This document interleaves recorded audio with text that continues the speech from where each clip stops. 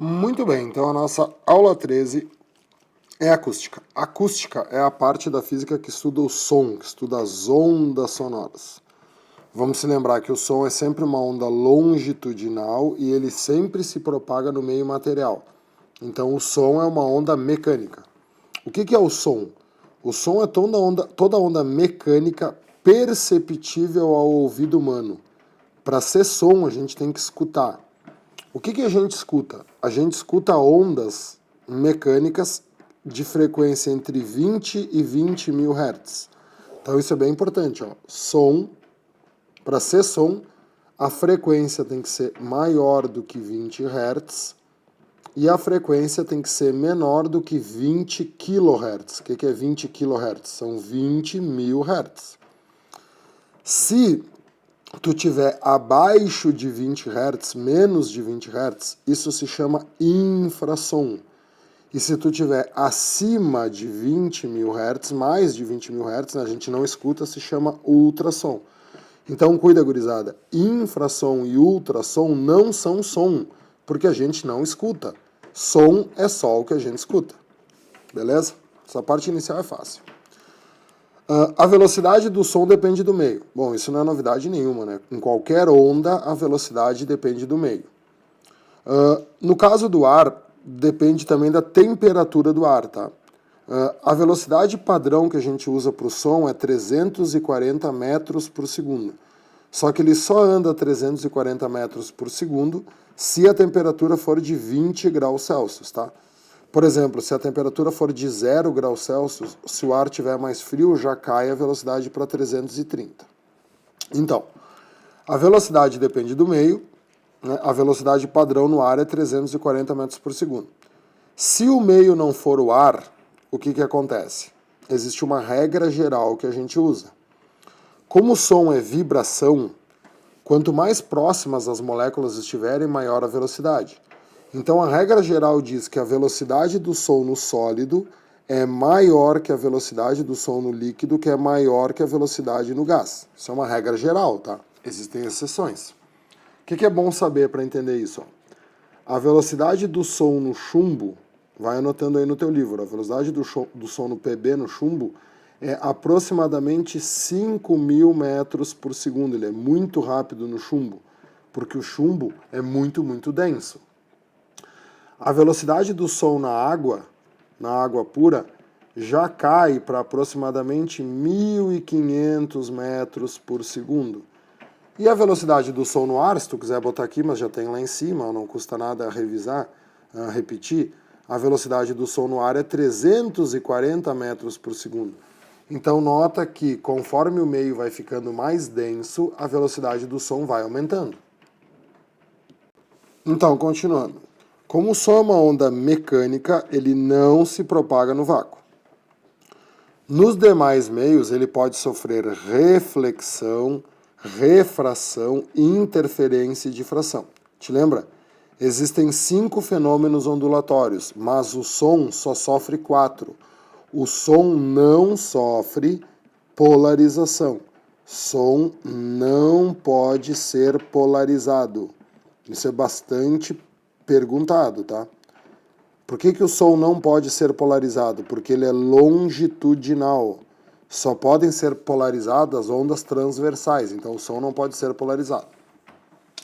Agora a gente vai dar uma olhada no fenômeno da reflexão.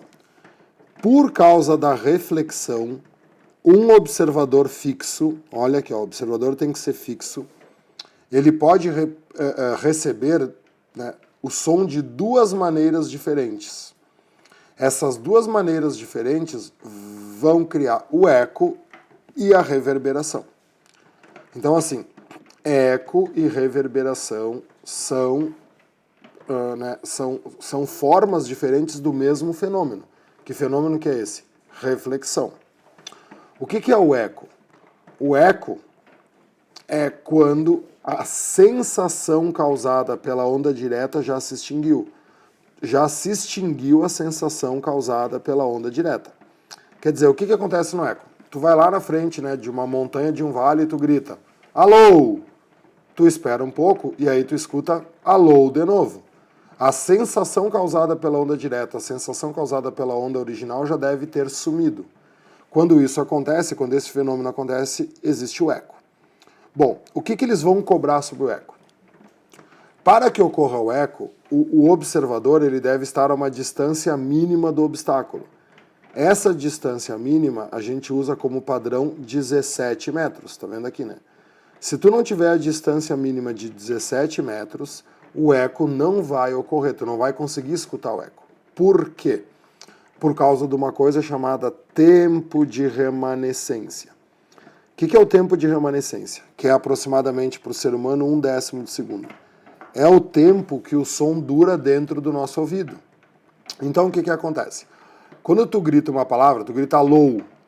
Esse alô dura 1/10 de segundo dentro do teu ouvido. Então olha só. Velocidade é distância que andou pelo tempo que levou, a fórmula clássica. Como a velocidade do som no ar padrão é 340 metros por segundo, vamos calcular a distância nesse tempo de 1/10 de segundo. Então 1/10 vai subir para cá multiplicando, então fica 340 vezes 1/10 igual a distância. Essa distância vai dar 34 metros. O que eu descobri? Que em 1/10 de segundo o som anda uma distância de 34 metros. Então, como o eco é a ida e a volta, se tu tiver a uma distância inferior a 17 metros, vai dar menos do que 34. Então, a onda refletida, ela vai chegar no teu ouvido antes de 1/10 de segundo.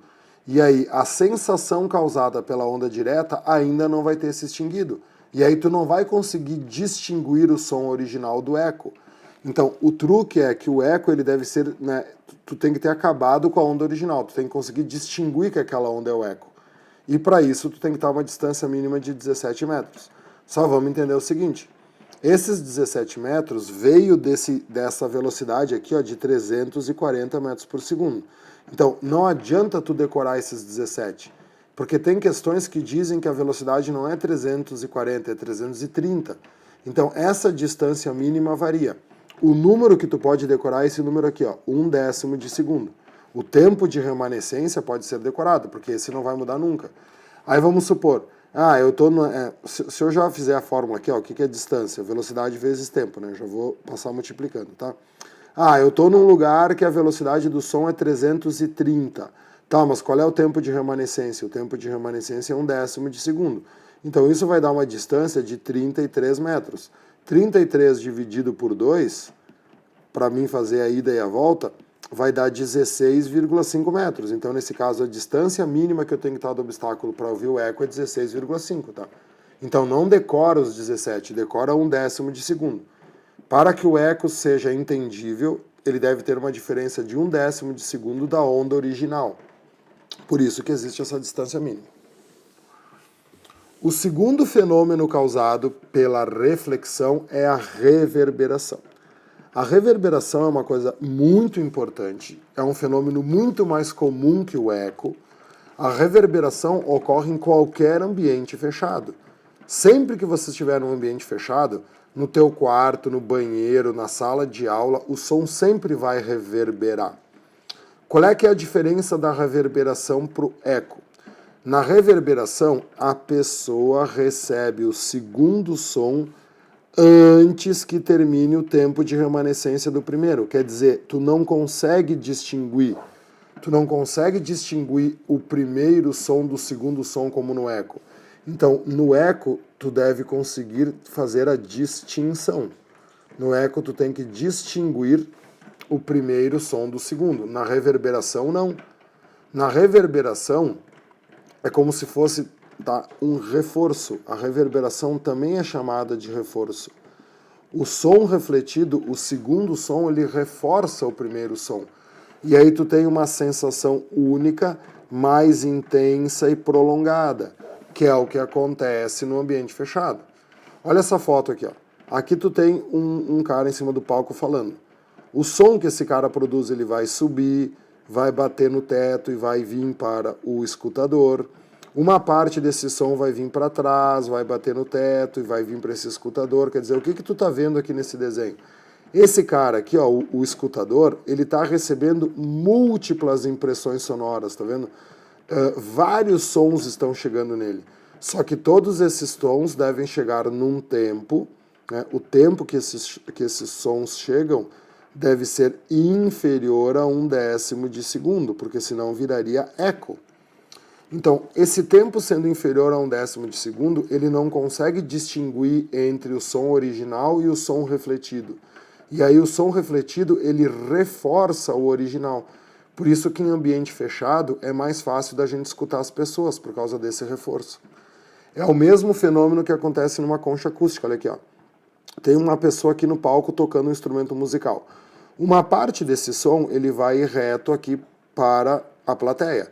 Mas a parte do som que vai para trás, aqui, ó, vai bater na concha acústica e vai acabar sendo refletido também para a plateia.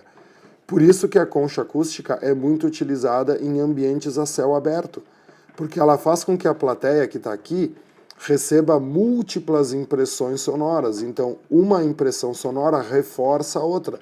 E aí a pessoa consegue escutar a música com uma intensidade maior.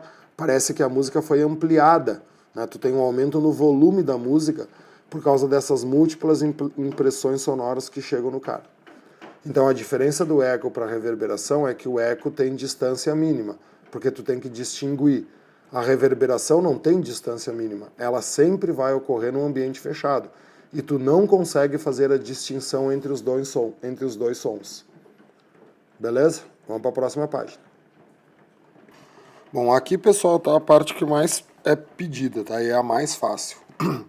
O som possui 3 qualidades fisiológicas: intensidade, altura e timbre. É fácil, mas tem bastante gente que se atrapalha por causa da altura. Aqui onde está escrito altura, já bota aí no teu livro. Não é o volume.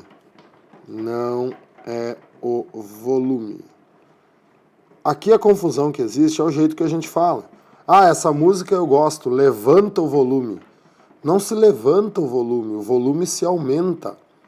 Porque a altura, quando a gente diz levanta o som, tu está querendo dizer que tu quer aumentar a altura. E a altura é a qualidade que depende da frequência do som. Quanto maior a frequência, mais agudo. Quanto menor, mais grave. É fácil, só que é fácil confundir. Som alto quer dizer som agudo. Som agudo quer dizer mais frequência. Som baixo quer dizer som grave. Som grave quer dizer menos frequência. Mulheres falam mais alto que os homens, mas isso não é o volume, é porque as mulheres têm voz mais aguda. Homens falam mais baixo, isso não é o volume, isso quer dizer que o som é mais grave. Então é simples, mas tem que cuidar para não se atrapalhar. A intensidade é o volume. Aqui pode botar ali, é o volume. É o volume. A intensidade do som é a quantidade de energia que o som transporta. Afinal de contas, não nos esqueçamos que o som é uma onda e a função de uma onda é transportar energia. A intensidade depende da amplitude da vibração.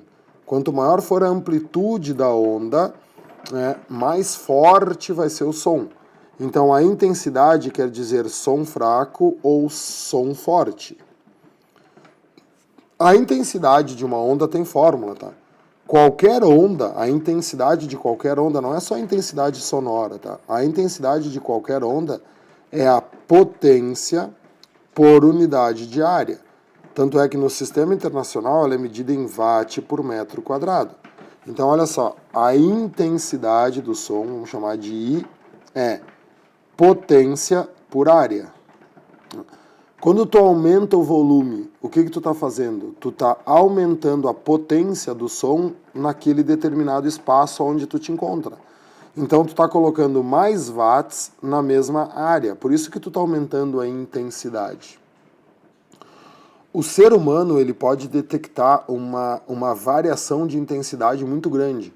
a gente consegue detectar sons que variam de intensidade que vão de 10 na menos 12 até 1 watt por metro quadrado. Isso é uma amplitude muito grande. Em matemática, quando tu tem uma amplitude muito grande, tu transforma isso numa escala logarítmica.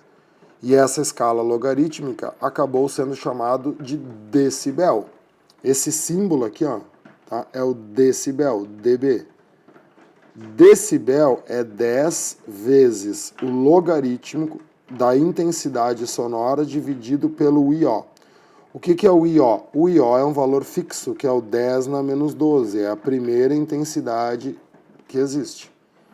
Então, essa coluna aqui, ó, os decibéis, eu vou dar uma parada aqui e mostrar uma imagem para vocês aqui, só um pouquinho. Então, olha só, essa tabela de decibéis, ela vai do 0 até mais ou menos aqui os 140, que é quando tu tá, né, explodindo já o ouvido da pessoa, tá?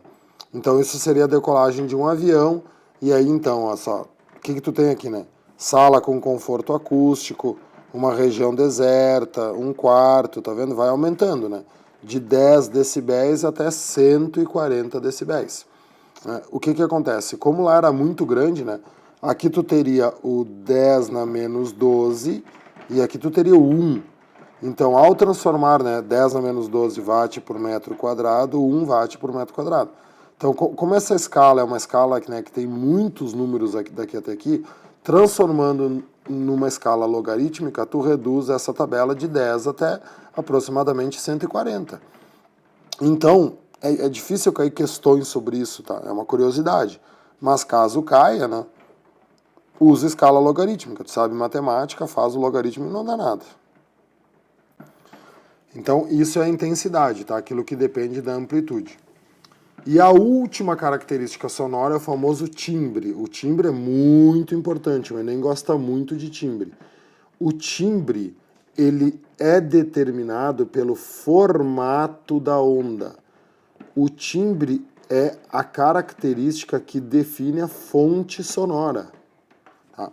O timbre é a fonte sonora. Por exemplo, dois instrumentos musicais, um violão e um piano. Eles podem tocar a mesma onda, por exemplo, um dó de violão e um dó de piano. Vocês vão ter exatamente a mesma onda, vocês vão ter a mesma frequência, vocês vão ter a mesma amplitude, só que os timbres serão diferentes. Quer ver? Então, olha só, o timbre é o formato da onda. Então, olha só, aqui nós temos uma tabela de diferentes instrumentos musicais, ó. O diapasão, a flauta, o violino, né, uma vogal, o ar, né, uma pessoa falando, clarinete, assim vai. O que vocês estão vendo? O formato da onda muda. Tu vê, ó, essa onda aqui e essa onda aqui, tá? Compara essas duas ondas, tá? Elas têm o mesmo comprimento, né? A distância de crista a crista é a mesma, então essas duas ondas têm o mesmo comprimento. Essas duas ondas têm a mesma amplitude, né? Então, se essas duas ondas têm o mesmo comprimento, elas têm a mesma frequência. Então, essas duas ondas do diapasão e do violino, elas têm a mesma altura e a mesma intensidade. Mas no nosso ouvido, elas vão parecer totalmente diferentes, porque elas têm formatos diferentes, elas foram emitidas por fontes diferentes. Então, o timbre é o que nos permite identificar as fontes, né? Duas pessoas falando. Então é fácil, tá? É simples. Só tem que cuidar para não se atrapalhar muito não, tá? Agora faz assim, ó, pega o verso da página e vamos fazer uma coisinha que é interessante. Então, por exemplo, vamos comparar a voz de uma mulher com a voz de um homem, certo? A onda sonora. Então, olha só, como é que a mulher geralmente fala? A mulher, geralmente, ela fala com uma voz mais aguda e com uma voz mais fraca, né? Claro que, pessoal, isso tem exceções, né? Eu estou falando o padrão. Então, exagerando, a voz da mulher seria assim, ó. O que a mulher vai ter em relação ao homem, né? Qual é a diferença? Então, aqui tu teria uma mulher, aqui tu teria um homem. Como é que é a voz do homem comparada com a mulher? A voz do homem, ela é mais grave, mas ela é mais forte. Então, a voz do homem seria uma coisa assim, ó. O que está acontecendo aqui, ó? Essa aqui, ó, na mulher, tu tem um lambda pequeno, né? No homem, comparando, tu tem um lambda maior. Então, o que a gente sabe lá da aula de ondas? A mulher tem menos comprimento de onda. então ela tem mais frequência. O homem tem mais comprimento de onda, então ele tem menos frequência. Só que se a mulher fala fraquinho, tá vendo aqui a amplitude dela bem pequenininha, aqui a amplitude do homem maior, então essa voz aqui ela tem menos amplitude, essa voz aqui ela tem mais amplitude. Então, o que é mais frequência? Mais frequência é agudo. O que é menos amplitude? É fraco. Então essa é uma voz aguda e fraca. Se tu comparar com o homem, o que tu vai ter aqui, ó? Uma voz, né, grave, grave e forte. Só que daí, olha a confusão. Agudo é sinônimo de alto ou alta. Então essa voz ela é alta e fraca. A voz do homem é grave. Grave quer dizer baixa. Então essa é uma voz baixa e forte. É aí que está a confusão das características, tá? É confundir o baixo com forte ou fraco e o alto com forte ou fraco. Grave, baixo é frequência. Forte e fraco é a intensidade. Espero que tenha ficado bem claro, tá? Não é difícil, mas dá para se enrolar. E a última coisa dessa aula é o efeito Doppler. O efeito Doppler é uma coisa bem bacana que todo mundo já escutou e é bem fácil de entender, mas não é tão fácil de calcular. Todo mundo já viu que quando uma ambulância, quando alguma coisa que faz barulho, um carro, qualquer coisa muito barulhenta se aproxima da gente, a gente escuta essa aproximação como sendo um som mais agudo. E quando se afasta, esse som fica mais grave. Justamente é o que está mostrando esse desenho aqui, para o observador A e para o observador B. Como é que a gente faz para entender esse desenho? Quer ver? Pega o verso da folha aí de novo. Então, imagina o seguinte. Tu tem o chão, sempre tem que fazer o chão, senão a gente é louco. Tu tem uma ambulância e essa ambulância está em repouso. A velocidade da ambulância vale 0, ela está em repouso e ela está com a sirene ligada. As ondas sonoras que ela emite é uma onda em formato esférico e essa onda vai se afastando da ambulância. A origem do som é a ambulância. Essa onda ela vai se afastando da ambulância em todas as direções, em todos os sentidos. A onda sobe, a onda desce, a onda vai para a esquerda, vai para a direita. Então, imagina um observador, uma pessoa na frente da ambulância e um observador atrás da ambulância. Esses dois observadores vão receber o mesmo comprimento de onda em ondas longitudinais. Isso aqui são as cristas da onda. Tu vê, o cara que está atrás e o cara que está na frente, o lambda é o mesmo. Como o lambda é o mesmo, esses dois observadores, esse cara e esse cara, vão ter a mesma impressão auditiva. Agora, se a ambulância estiver andando, existe uma coisa chamada velocidade relativa, né? Imagina agora a ambulância andando com uma velocidade para frente. Ela vai produzir a primeira onda, né? Aí o que acontece? Essa onda aqui, ó, da frente, ela quer se afastar pela frente da ambulância. Só que como a ambulância está andando para frente, a ambulância vai perseguir essa onda. Então a onda, ela perde o formato esférico e ela anda num formato elíptico aqui, ó. As ondas da frente, ó, essas ondas que estão aqui, elas não conseguem se afastar da ambulância porque a ambulância está perseguindo elas. Ao mesmo tempo que é fácil se afastar dessas aqui, né, das que estão para trás, porque a ambulância está fugindo delas. Então, uma pessoa, um observador que tiver aqui, a ambulância está se aproximando dele, vai receber uma onda curta, comparada com um observador que estiver atrás da ambulância, que vai receber uma onda comprida. Então, o que acontece? Esse cara aqui da frente vai ter menos lambda. Menos lambda significa mais frequência. Mais frequência, ele vai perceber o som mais agudo do que na realidade ele é. O cara que está aqui atrás vai perceber a onda com maior lambda. Maior lambda significa menor frequência. Menor frequência significa o som mais grave do que realmente ele é. Então, o importante é entender que nenhum desses dois observadores, nem esse, vão escutar a frequência verdadeira da ambulância. Só escuta a frequência verdadeira no desenho de cima. onde a distância entre o observador e a fonte não se modifica. Sempre que a fonte se aproximar ou se afastar do observador, nenhum desses observadores vai escutar a frequência real do som. E te lembra, né? Tudo isso acontece porque tem uma grandeza que não muda nunca, que é a velocidade. A velocidade de uma onda depende do meio. Então, como o observador aqui e o observador aqui estão no mesmo meio, a velocidade do som para eles é a mesma. E aí, claro, a equação geral, né? Velocidade é lambda vezes frequência. Sempre que o lambda aumenta, a frequência diminui e vice-versa, para que a velocidade fique constante. Então, isso é o efeito Doppler. Vamos voltar lá para a página do livro.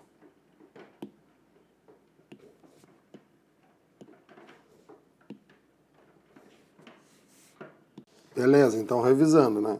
Quando a fonte se aproxima, o som vai ser mais agudo. Quando a fonte se afasta, o som vai ser mais grave. Só que esse efeito acontece e, né, a ambulância pode estar andando ou o observador pode estar andando.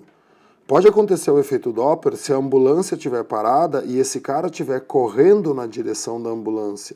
Ou esse cara estiver correndo se afastando da ambulância. Então, a fórmula tem que prever que tanto a ambulância quanto o observador se movimentem. Então, a fórmula diz o seguinte, ó. A frequência observada, FO é frequência observada, ó, a frequência que o observador recebe. Vai ser a frequência da fonte, FF é a frequência da fonte, que não muda nunca. V é a velocidade da onda no meio. Esse V aqui, ó, no caso do som, vai ser sempre o 340 metros por segundo, a não ser que ele diga, né, que seja outra velocidade, 330, por exemplo, mas a maioria das vezes é 340.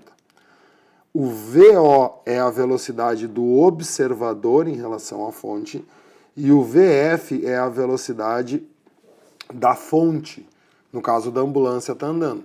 E aí o cuidado que tu tem que ter aqui, ó, é o mais ou menos em cima e o menos e mais embaixo. Por quê?